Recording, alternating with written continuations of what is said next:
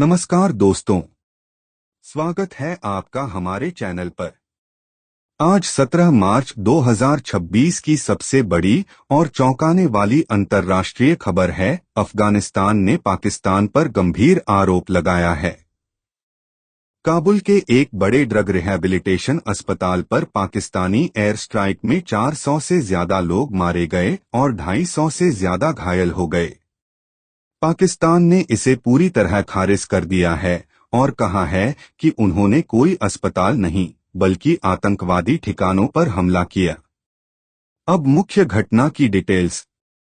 16 मार्च 2026 शाम 9 बजे काबुल समय, जिसे 16:30 GMT कहते हैं, काबुल के उमिद एडिक्शन ट्रीटमेंट हॉस्पिटल, जिसे उमर एडिक्शन ट्रीटमेंट हॉस्पिटल भी कहते हैं, वहां पर एयर स्ट्राइक हुई। यह 2016 में बना स्टेटर्न 2000 बेड का ड्रग रिहैबिलिटेशन सेंटर है।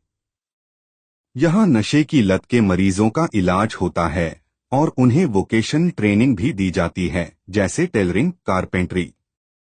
तालिबान सरकार के डिप्टी स्पोक्सपर्सन हमदुल्लाह फितरत ने एक्स पूर्व ट्विटर पर लिखा, रात 9 बजे पाकिस्तानी एयर फोर्स ने हमला किया। अस्पताल के बड़े हिस्से तबाह हो गए। अब तक 400 लोगों की मौत हो चुकी है, 250 से ज्यादा घायल हैं। रेस्क्यू टीम्स आग बुझाने और मलबे से शव निकालने में लगी हैं। Interior ministry spokesperson Abdul Mateen Qani ने कहा, 408 मौतें और 265 घायल। ज्यादातर मरीज नशे के इलाज पर थे। अस्पताल में शाम की नमाज चल रही थी। 3 बम फटे 2 पेशेंट रूम्स में। आग लग गई, सेकेंडरी एक्सप्लोजन हुए। एम्बुलेंस, फायर ब्रिगेड पहुंची, लेकिन मलबे में कई शव दबे हैं। सर्वाइवर अहमद, 50 साल के मरीज, ने बताया, पूरी जगह आग की लपटों में थी। दोस्त जल रहे थे, हम बचा नहीं पाए। एम्बुलेंस ड्राइवर हाजी फहीम ने कहा, सुबह तक भी मलबे में शव थे। तालिबान ने इसे क्राइम अगेंस्ट ह्यूमैनिटी और नागरिकों पर हमला बताया। स्वास्थ्य मंत्रालय ने कहा कि अस्पताल के पास कोई मिलिट्री बेस नहीं था। यह खबर 2026 के अफगानिस्तान पाकिस्तान युद्ध का हिस्सा है, जो फरवरी के अंत से चल रहा है। दोस्तों, सबसे पहले समझते हैं कि यह सब कैसे शुरू हुआ। अफगानिस्तान और पाकिस्तान के बीच 2600 किलोमीटर लंबी सीमा है।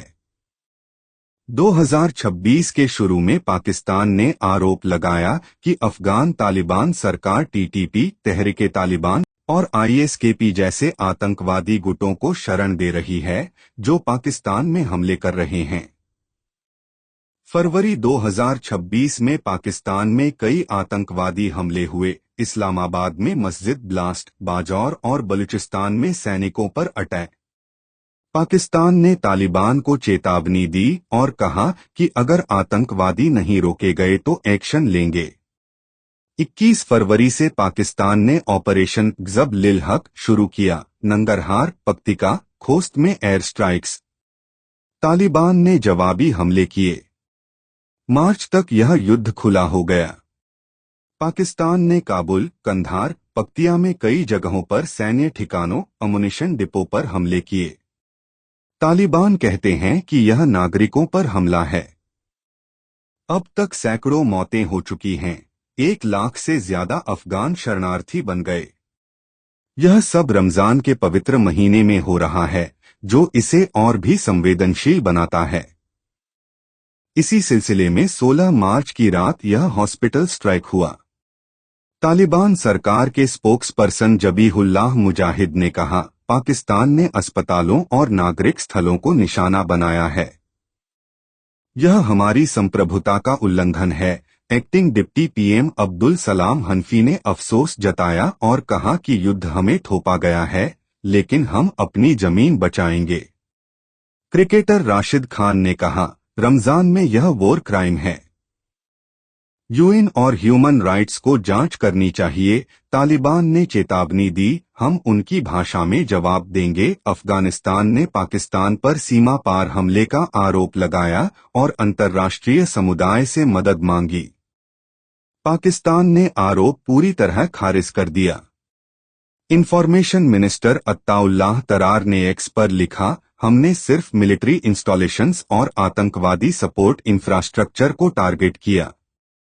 काबुल और नंगरहार में अमुनिशन डिपो और टेक्निकल सपोर्ट साइट्स थीं। सेकेंडरी डेटोनेशन से साफ है कि वहां हथियार छिपे थे। पीएम शहबाज शरीफ के स्पोक्स पर्सन मोशर्रफ जैदी ने कहा, कोई अस्पताल नहीं टारगेट किया गया। अफगान दावे झूठे और जनता को गुमराह करने वाले हैं। पाकिस्तान का कहना है कि वे प्रेसिजन स्ट्राइक्स कर रहे हैं ताकि सिविलियन कैजुअल्टी न हो। उन्होंने तालिबान पर टीटीपी को सपोर्ट करने का आरोप लगाया और कहा कि काउंटर टेरर ऑपरेशन जारी रहेगा। अफगानिस्तान में 20 से ज्यादा स्वास्थ्य सुविधाएं प्रभावित हुई हैं। 1 लाख से ज्यादा लोग बेघर। तेल की कीमतें बढ़ रही हैं। क्षेत्रीय अस्थिरता बढ़ रही है। यह युद्ध अगर बढ़ा तो रिफ्यूजी क्राइसिस और बड़ा संघर्ष हो सकता है। दोस्तों, आपको क्या लगता, क्या पाकिस्तान का ऐसा करना, और वो भी रमजान के जैसे पवित्र महीने में ऐसा करना, क्या सही था? मिलते हैं अगली वीडियो में, तब तक के लिए जय हिंद।